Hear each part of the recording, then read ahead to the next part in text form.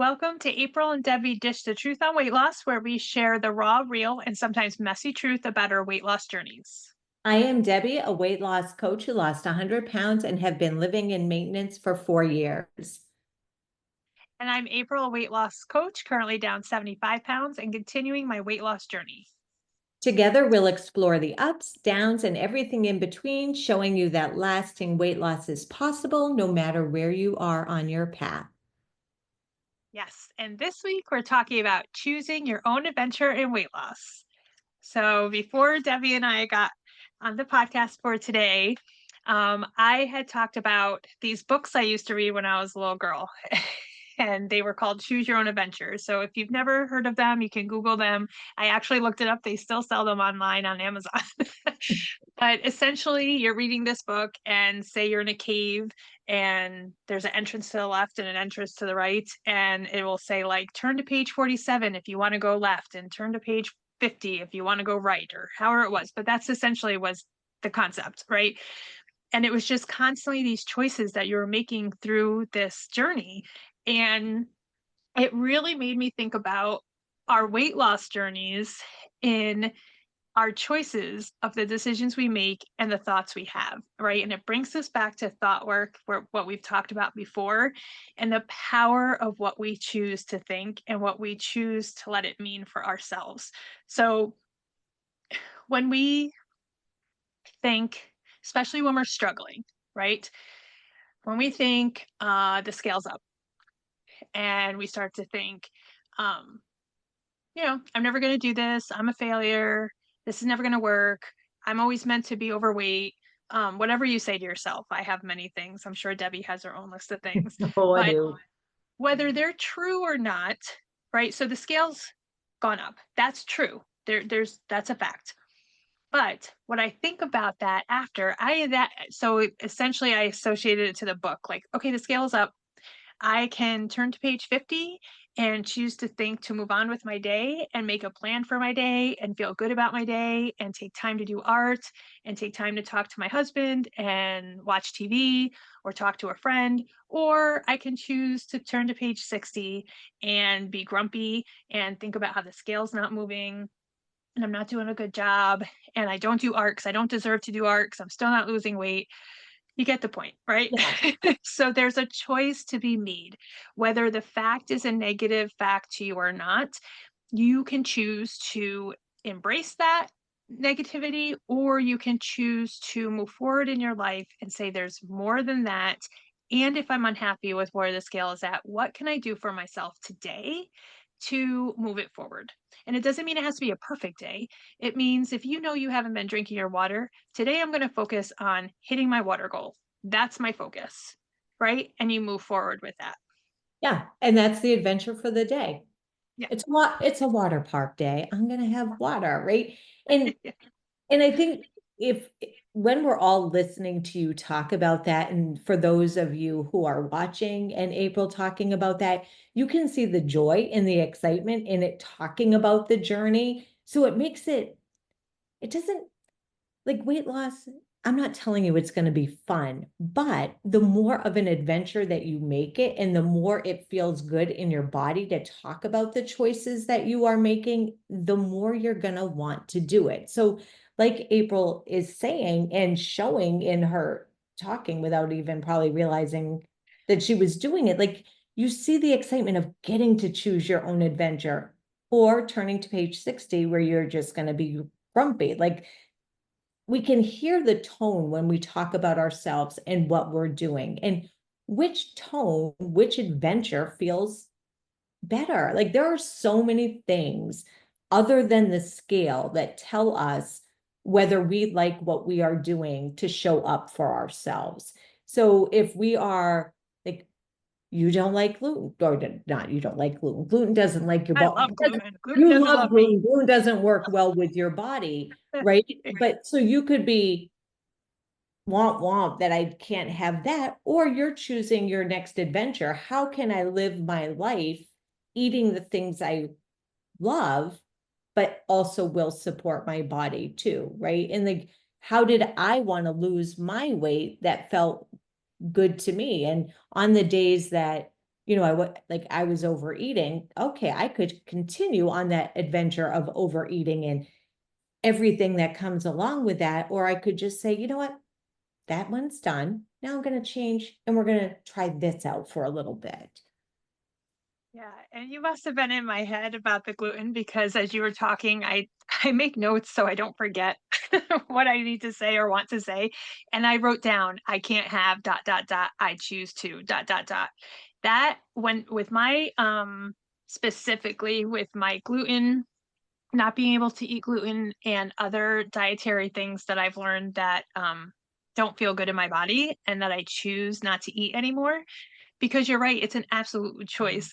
There are people who know gluten does not feel good to them or dairy or whatever it might be, and they choose to still eat it because it's worth it to them. It is not worth it to me for various reasons. But I will say in the beginning of my journey of trying to figure out what foods were affecting me, I did throw some tantrums. I'm not going to lie. Yeah. Like, I'm going to eat it anyway. It's fine. And this isn't fair. And I should be able to get to eat this like everybody else. And I had all these thoughts in my head, which I could have continued to feel that way and chosen that adventure. But what a life that would be, right? Mm. Continually feeling sick and knocked out because I'm not feeling good because of what I've eaten, or choosing myself and my health and feeling good and saying, I choose not to put that in my body because I know I'm not going to feel good. That changed the whole game for me. And I actually joined like Facebook pages and support groups about other people who went through figuring things out for themselves as well through like elimination diets and stuff like that. And that was such a great help for me because one, again, like we talk about, don't try to do things alone. Seek out people Mm. who are looking at things the way you are that support your goals. And one of the biggest tips I got was do not focus on what you cannot have. Focus on what you can have, whether it's food, whether it's movement. So I'm not necessarily going to go out and jump hurdles because I have knee and back issues, right?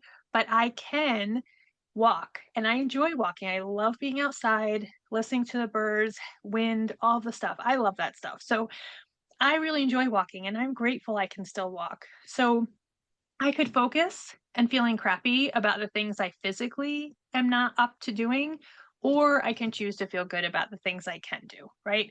And that's where it comes down to food. Many won't have food allergies. Many will choose not to eat the bread from the bread basket at the restaurant because it supports their goals. But when you say, if somebody offers you bread, the server or somebody you're eating dinner with, and you say, no, I can't have that, I'm on a diet versus no, I'm actually not going to have any bread because I'm really looking forward to the dinner I chose to have and I want to have enough space for that.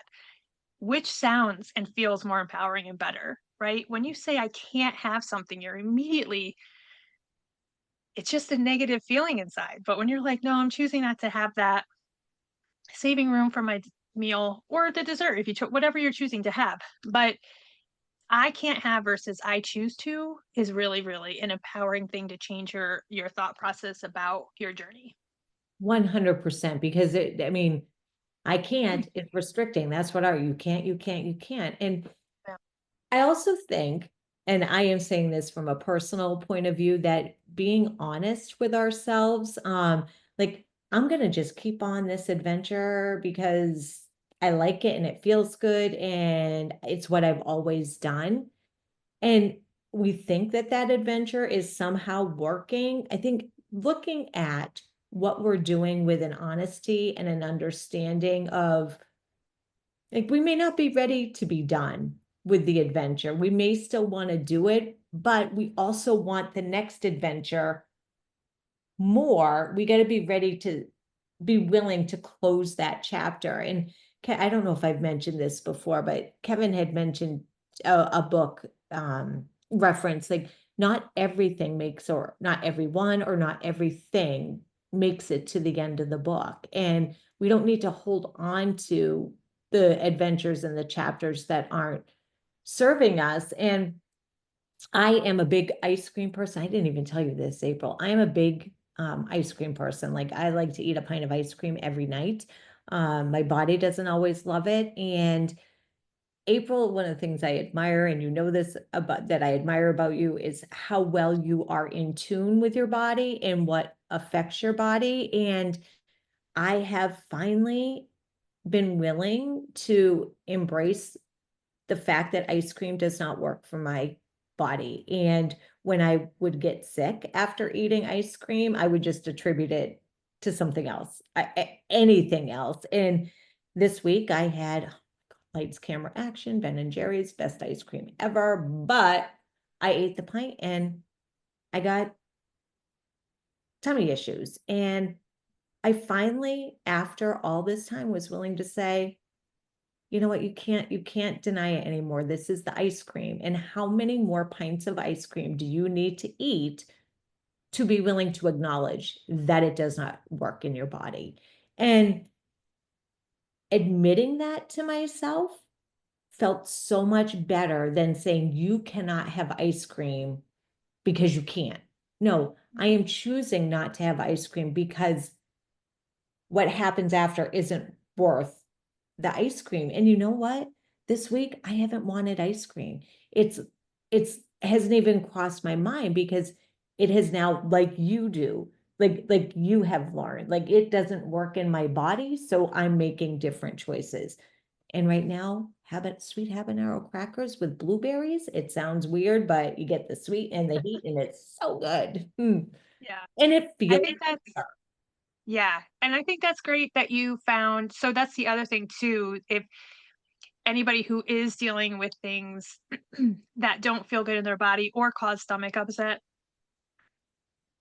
be creative. Try to think of other ways you can have that experience in a different way. So you found these crackers with blueberries, sweet and salty, you said, or something? yeah. Um, yeah, so find a way to have a different combination for yourself that does feel good. Um, I could talk about food allergies and issues forever, but in terms of the journey and the adventure, I think thinking of your journey for your weight loss or any goal you want to achieve as an adventure and a choose your own adventure version every day, every moment, you can think of like even the stress of the day at work.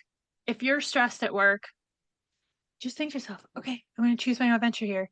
Like, am I going to let this stress consume me?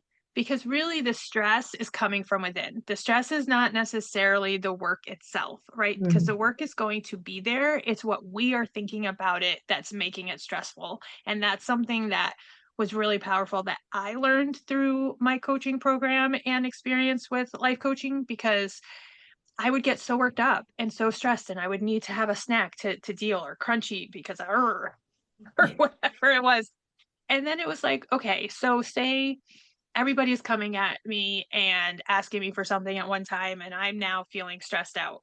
But if I just say, take a moment, take a breath, and say, I can do this for you right now. Give me a second, I'll get back to you. Like, just organize and prioritize and really remember, like, you are human. You can only do what you can do in a moment.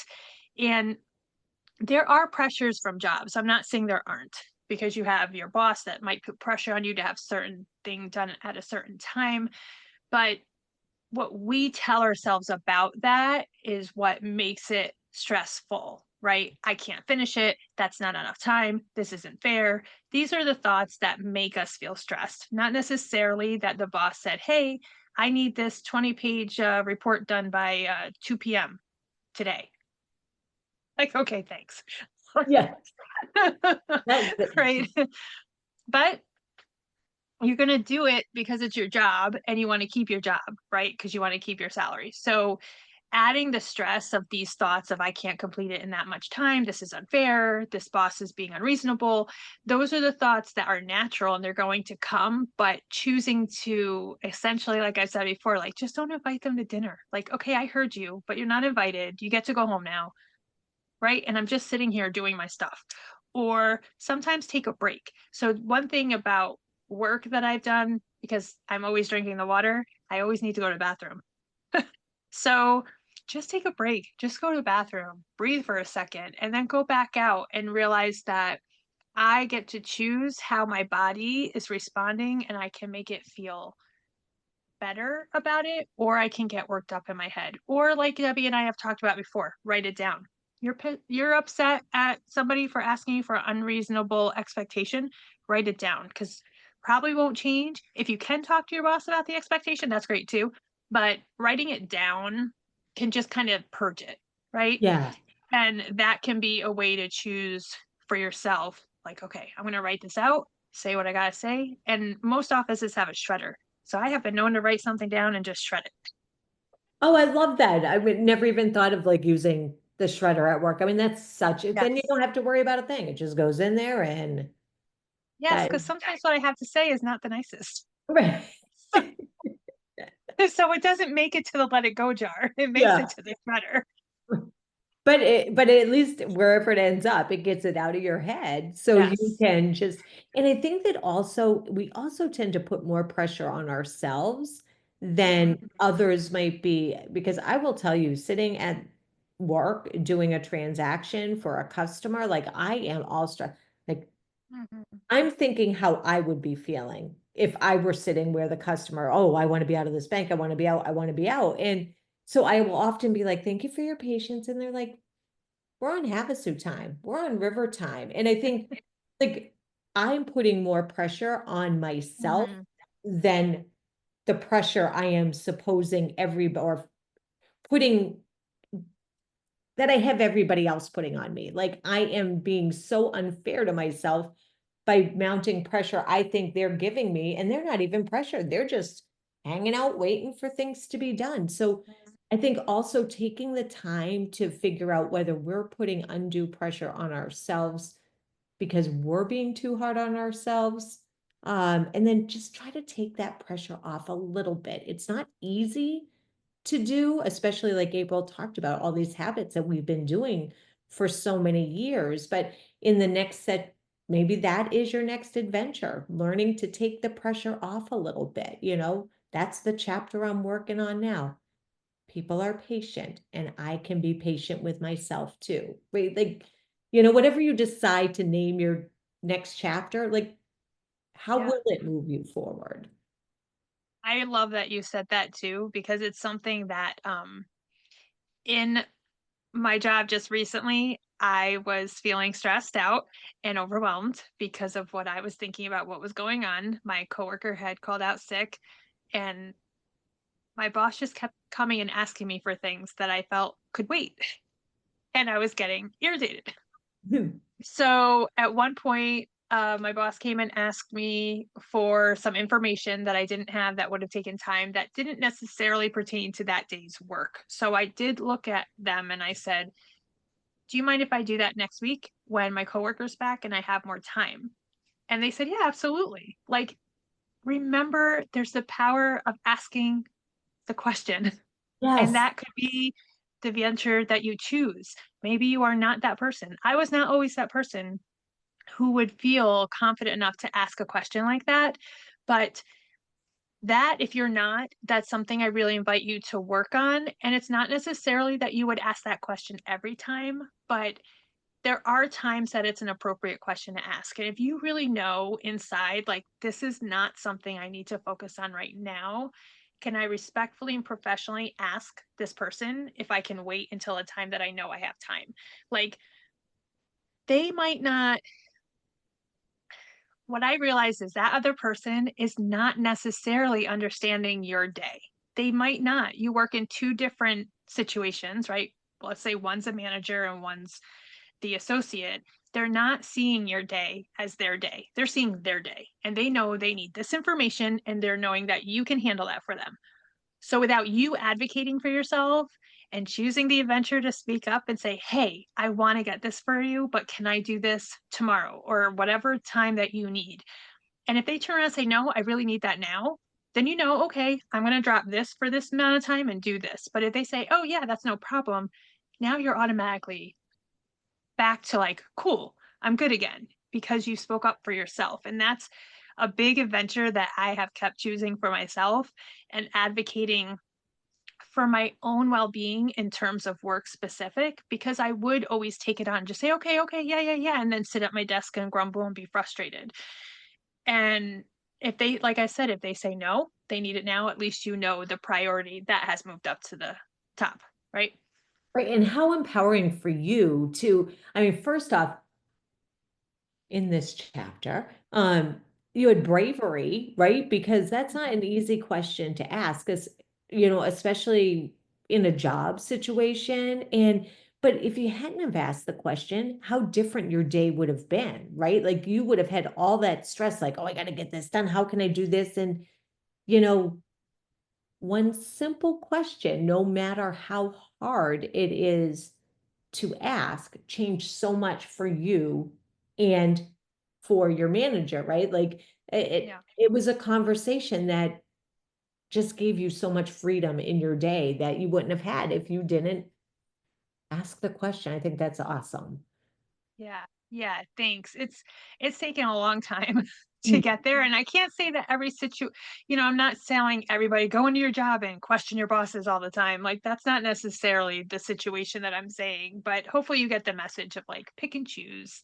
And if there's an opening and you're truly feeling overwhelmed, and if you don't want to in that moment, you could even like ask them, "Hey, can we meet?" Like I have a friend who was very overwhelmed at work and asked to have a meeting with their superior, and it went well, thankfully, and that's great. So maybe have a specific time set aside if you're in a situation, but when you look, or even if it's home life and you're really overwhelmed and you're doing so much in the house and you don't feel like you can take 10 minutes for yourself, if you're solo, like when I lived single, look at what you can drop for 10 minutes. Ask yourself, what can I let go just for 10 minutes so I can sit down and read a book or take a hot shower with candles or whatever you like to do? Just have hot tea and sit there.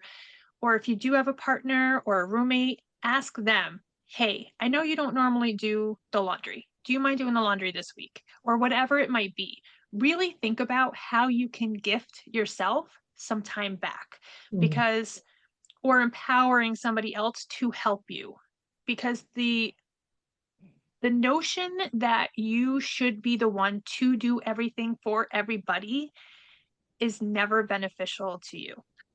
It's just not a realistic expectation, and you're really shortcutting your own needs, and that's going to get in the way of weight loss. Because if your needs are not being met at some point, you will reach to food for that, and it will Mm. not give it to you in the long run. Yeah, you need to give to ourselves first. I mean, we do. I mean, it just is so important. Yeah, Yeah, so I think this absolutely. was such a really great topic because there are so many adventures and, we're not at the end of our book. So keep choosing the adventures. And just because we've been reading from this one doesn't mean we cannot change at any time. We are the writers of our own stories. So, like, Yeah, and I love when you mentioned not how did you say not everybody makes it to the end or yeah, everything makes it. to That's the so great because each adventure you choose, each chapter, each page you turn, if you're choosing page 50 to go left or choose page 70 to go to the right, you can always go back. If the right did not work for you, you can always go back to 70 and see where the story leads if you went to the left. Like there's no set way, but it's so important to keep checking in with yourself and asking yourself, is this working for me? Am I feeling happy and fulfilled? And am I feeling good in my body on this choice that I'm making? yes, so important. Yeah. So as always, if you need to ask us a question, you want to hear us talk about something on a podcast, please email us at April and Debbie Dish the Truth at Gmail. You can visit us on YouTube. Everything is April and Debbie Dish the Truth, or on Weight Loss, YouTube, Facebook, Substack, Instagram. Share us, make comments, whatever you want to do. We love the interaction and we love talking to each other about this, but we also love if it helps move you forward in your journey, it just brings us so much added joy as well. It does. Keep the conversation going with us, with anybody. Seek out support. It's always better to do things with support. And the Facebook page is always there. We're always here. Like Debbie said, the email, and we will be posting daily. So please look into that, share it, like it, all of that. We really appreciate the support. Yes. And from my heart to your journey, keep blooming. And as always, wake up willing to do something that feels good to you. Have a great day. Bye.